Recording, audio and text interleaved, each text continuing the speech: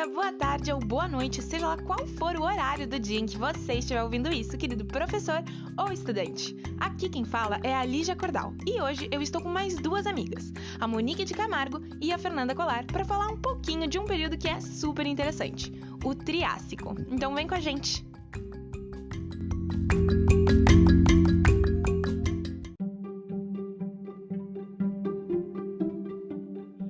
O período Triássico é o primeiro da Era Mesozoica e teve início há 252 milhões de anos atrás e fim há uns 201 milhões de anos. Esse nome aí, o Triássico, foi sugerido lá por 1834 por um alemão chamado Friedrich August von Alberti, e confere aí a imagem dele como imagem 1. O nome original, em realidade, era Trias, e isso porque o período é dividido em 3 estratos de rocha chamados de Banter, Muschelkalk e Keuper. Perdoem a pronúncia, que pode estar um pouquinho errada. Voltando lá para o Friedrich, esse cara nomeou o Triássico com base em 3 estratos de rocha encontrados logo acima daqueles que são referentes ao Permiano, que é o período que veio antes do Triássico, e logo abaixo daqueles referentes ao Jurássico, que é o período que veio depois. E essas rochas foram apelidadas de Rochas de Friedrich, se localizam na Alemanha Central. Por causa de algumas desvantagens quanto à identificação da idade relativa dessas rochas do Friedrich, estas não foram utilizadas como padrão, e durante grande parte do século XIX e XX foram utilizadas seções típicas na Áustria, Suíça e norte da Itália. Mas desde meados do século XX, descobrimos sequências mais completas na América do Norte que servem de padrão para determinar o Triássico. Legal, né?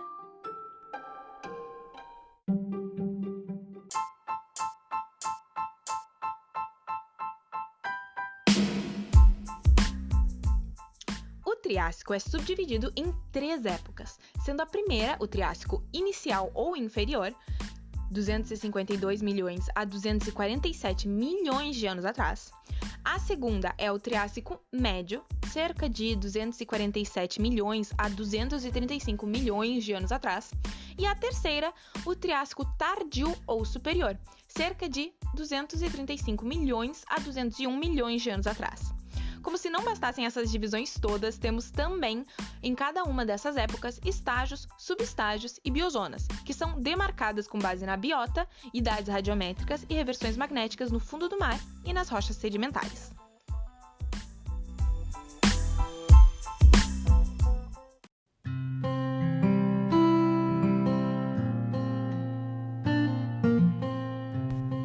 A gente entra no Triássico com os continentes organizados de maneira bem diferente da organização atual.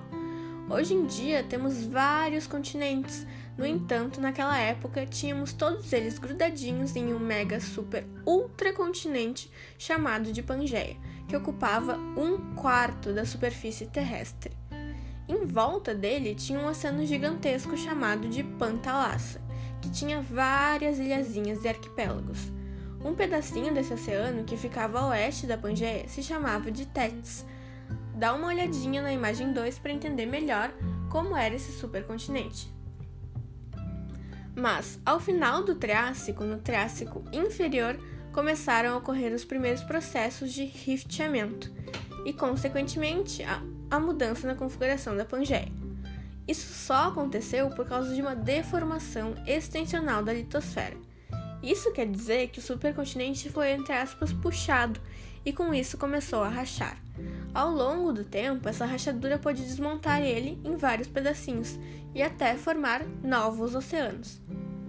Além disso, com o aumento dessa atividade tectônica, tivemos a subida do nível do mar, o que fez eles se estenderem pela margem da plataforma continental. Bom, essa rachadura que rolou no supercontinente foi motivada pela relação entre as placas tectônicas. As que ficavam na região circumpacífica e a noroeste de Tétis iam uma ao encontro da outra, enquanto as da região sul e noroeste se afastavam entre si.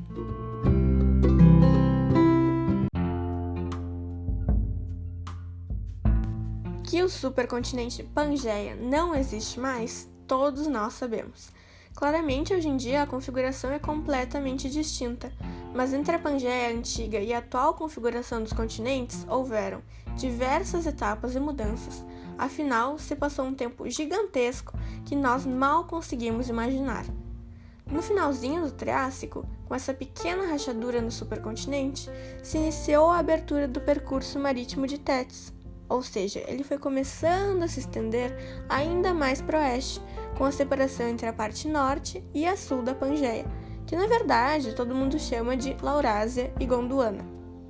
Além disso, foi no período Triássico que os nossos queridos conhecidos Oceano Atlântico Central e Oceano Índico começaram a tomar forma. Quanto às rochas, temos grandes bacias com sedimentos continentais que se encontram nas Américas do Sul e do Norte.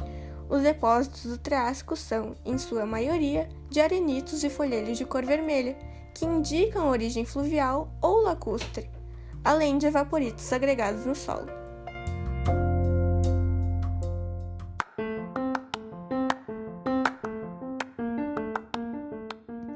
Bom, mas agora vamos falar um pouquinho sobre como é que era o clima durante o período Triássico. Bom, ele era bem mais homogêneo do que a gente conhece atualmente. A diferença de temperatura que tinha entre os polos e o Equador era muito mais amena. Isso podia ser porque o supercontinente Pangeia, ele tinha áreas de plataformas continentais mais reduzidas. E isso deve ter contribuído para uma aridez, que é bem observada no Triássico, e que, até onde sabemos, tinha uma sazonalidade de verões bastante quentes e invernos muito frios.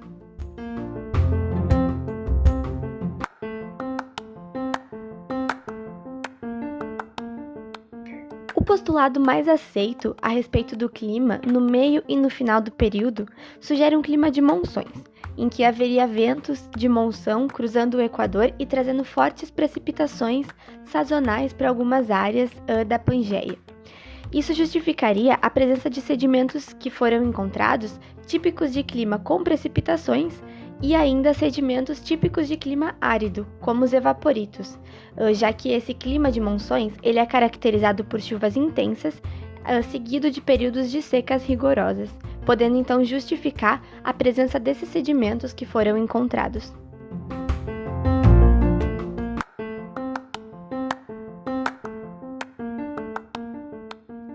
Além disso, vemos depósitos de carvão, que sugerem condições mais úmidas e com altos níveis de chuva em altas latitudes lá no finalzinho do Triássico, originando um grande crescimento na vegetação e uma drenagem meio ruim. Esses ambientes eles podem ter sido formados por grandes pântanos durante aquele período que atuariam como bacias de deposição, onde o material vegetal em decomposição seria aos poucos transformado em turfa.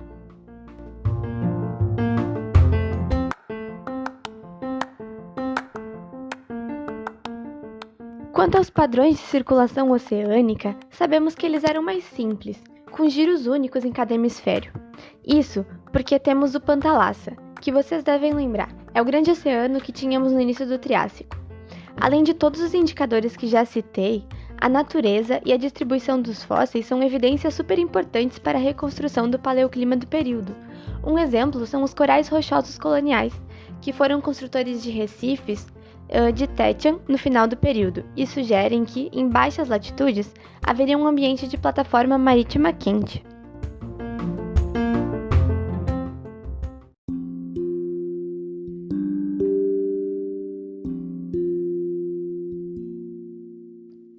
Existem registros de invertebrados do período Triássico no Rio Grande do Sul, bem pertinho da gente. A cidade de Santa Maria conta com registros de asas de insetos em uma camada geológica conhecida como membro-passo das tropas, demonstrando a presença de insetos dos grupos Blatoptera, Homoptera, além de Coleoptera, o grupo que atualmente conhecemos como sendo o grupo dos besouros, como mostramos na imagem que vamos disponibilizar para vocês. Mas a fauna de invertebrados deste período vai além desses encontrados em Santa Maria. Ela é formada por seres chamados de amonoides, um grupo extinto de cefalópodes parecidos com os náutilos modernos. São lindos e vocês podem ver a imagem deles abrindo o link que a gente vai disponibilizar. Alguns gêneros desse grupo sobreviveram a extinções do Permiano, e seus descendentes, chamados de ceratitídeos, animais com conchas bem diferentes, contribuíram para a diversificação desse grupo durante todo o Triássico. Outros grupos encontrados neste período são os gastrópodes bivalves, equinodermos, briozoários, corais, foraminíferos e equinodermos, como os crinoides que vivem na água e têm uns tentáculos. Em sua maioria, eles são bentônicos, além de corais rochosos importantes para a formação dos imensos recifes de corais presentes durante o Triássico.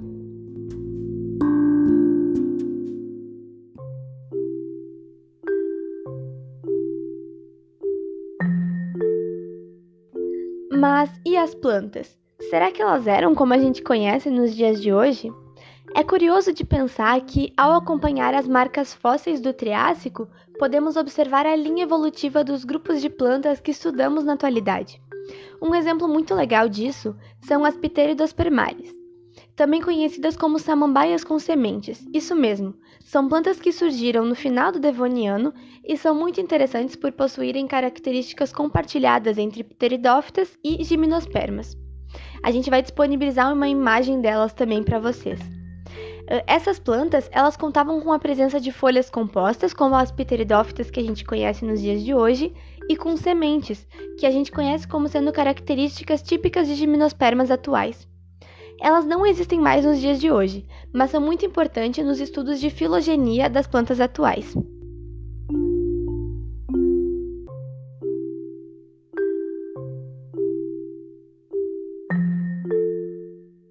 O clima característico do período Triássico inferior e médio, de aridez nos continentes mais ao norte, limitou a extensão da flora para esses locais, mas a presença de algumas plantas dependentes de água, como licópedes, cavalinhas e samambaias, mais ao final do período, sugere que o clima se tornou mais úmido, como a gente já falou anteriormente.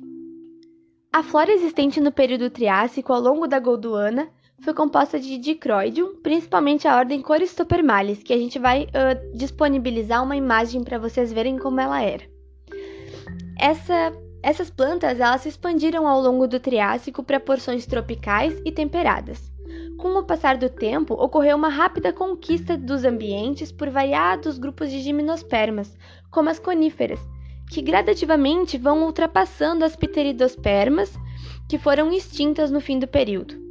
Surgiram nesse período ainda as cicas e os ginkgos verdadeiros, que darão origem àquelas árvores imensas que a gente conhece atualmente como pertencentes aos grupos das gimnospermas.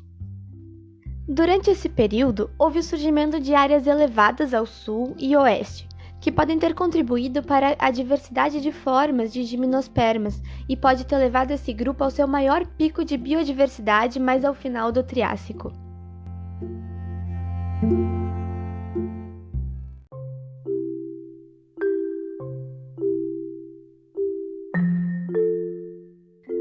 Mas e nos oceanos? Tinham só aqueles animais que a gente falou antes?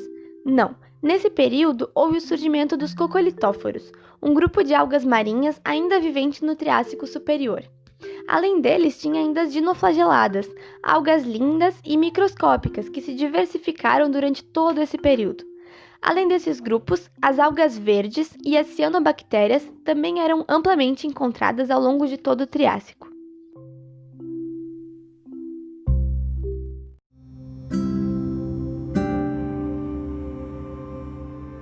Agora, vamos dar um giro sobre como eram os vertebrados do período Triássico. Bora lá?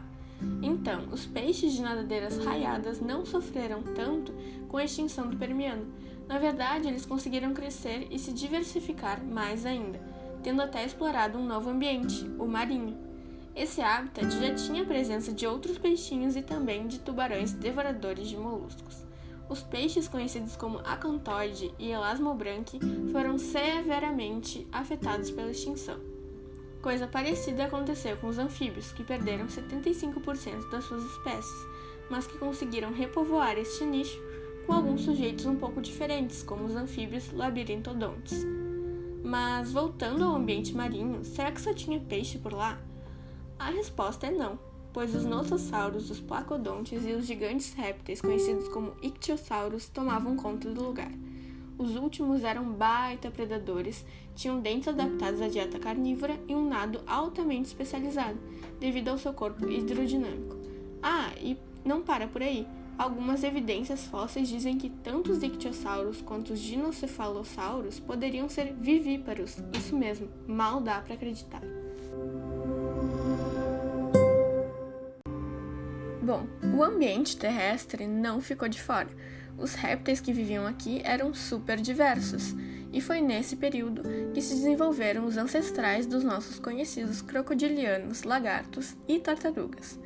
Os fósseis répteis do Triássico são representados por terapsídeos, tecodontianos, cotilossauros, eusúquios e proterossauros. Bom, agora a info mais legal de todas. Alguns desses répteis, os terapsídeos, são considerados os prováveis ancestrais dos mamíferos. Tu acredita se eu te disser que eles tinham pelos pelo corpo e provavelmente um metabolismo que os deixava ficar quentinhos? Ou seja, eram ectotérmicos assim como a gente? Dá uma olhadinha na foto do sinodonte, imagem 4. Claro, muita pesquisa tem que ser feita ainda, mas muitas descobertas já foram realizadas, como o surgimento dos primeiros mamíferos, atribuído aí para o final do Triássico. Esses animais eram pequenininhos e ocupavam um nicho super diferente dos seus contemporâneos, os dinossauros.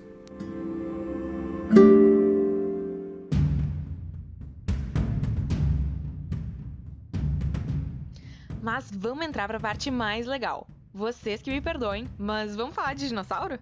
Os primeiros eram bípedes, ágeis e relativamente pequenos em comparação com aqueles dinossauros grandões do Mesozoico. É claro que existiam alguns que eram grandes para a época, como o Plateossauro, que alcançava cerca de, pasmem, 8 metros. Olha a imagem 7 para ver esse bicho gigantesco. Além desses, a gente tinha também os tecodontes, que eram arcossauros encontrados pela primeira vez no Triássico Inferior, que se tornaram mais comuns no Triássico Médio, mas que não apareceram mais quando começou o Jurássico. Uma forma típica dos arcossauros nesse período era a dos pseudosuchianos, que é um grupo que é mais relacionado com os crocodilos modernos do que com as aves, como tu pode claramente ver na imagem 8. Para mim é parecidíssimo com um crocodilo. Tinha também o Lagossuchus, predador veloz e ágil que tinha membros eretos diretamente sob o corpo, e também o Coelophysis, um dinossauro carnívoro do Triássico Superior que chegava aos 2 metros de comprimento. Confere a imagem desse último aí como imagem 10.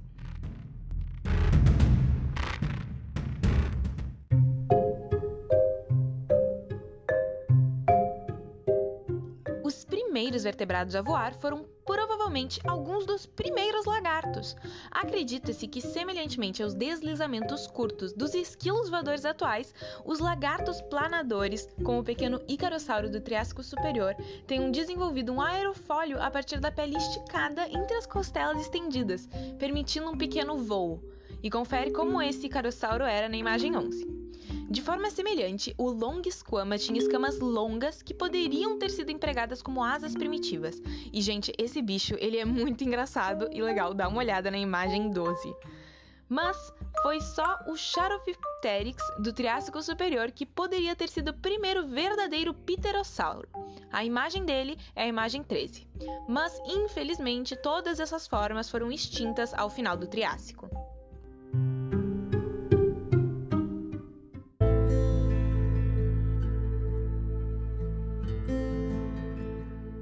Para terminar esse episódio, vamos falar um pouquinho sobre um assunto que é mais pesado. Vamos falar sobre as extinções.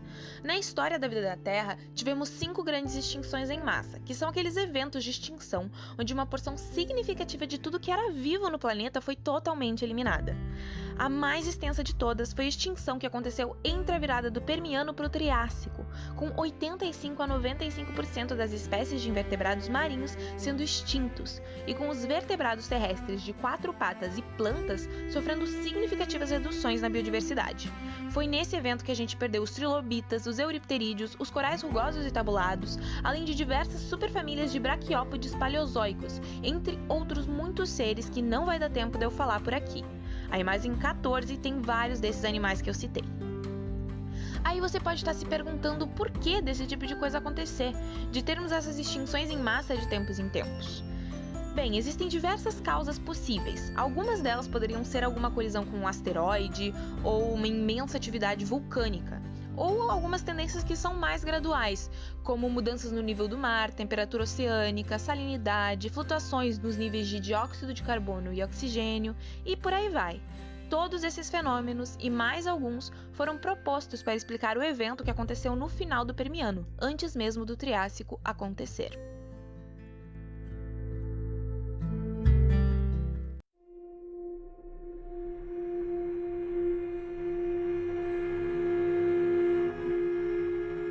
A gente não tem evidências consistentes que apoiem a hipótese de um impacto de asteroide no limite Permiano-Triássico. Em realidade, temos mais evidências de anóxia oceânica, uma teoria que é bem mais viável nesse caso, já que foram encontrados folhetos piríticos finamente laminados, ricos em carbono orgânico. E essa anóxia poderia ter sido causada pelo enfraquecimento da circulação oceânica e deve ter devastado a vida marinha, principalmente dos seres bentônicos. E quanto à extinção em massa do final do Triássico, ela foi bem menos devastadora que a anterior. Perdemos os conodontes e ceratitídeos, amonoides, além de diversas famílias de braquiópodes, gastrópodes, bivalves e répteis marinhos.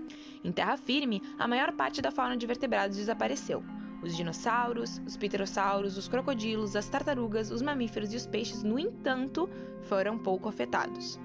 E acredita-se que foram os altos níveis de dióxido de carbono na atmosfera e um consequente aumento na acidez dos oceanos que contribuíram para essa extinção do final do Triássico.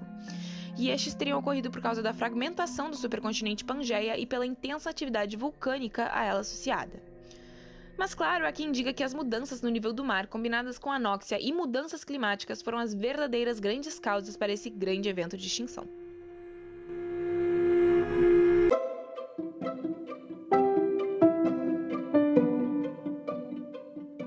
Gente, muito obrigada por terem escutado até aqui esse podcast. Esperamos que vocês tenham um dia ótimo e que tenham aprendido alguma coisa interessante a respeito do período Triássico. Tchau, tchau!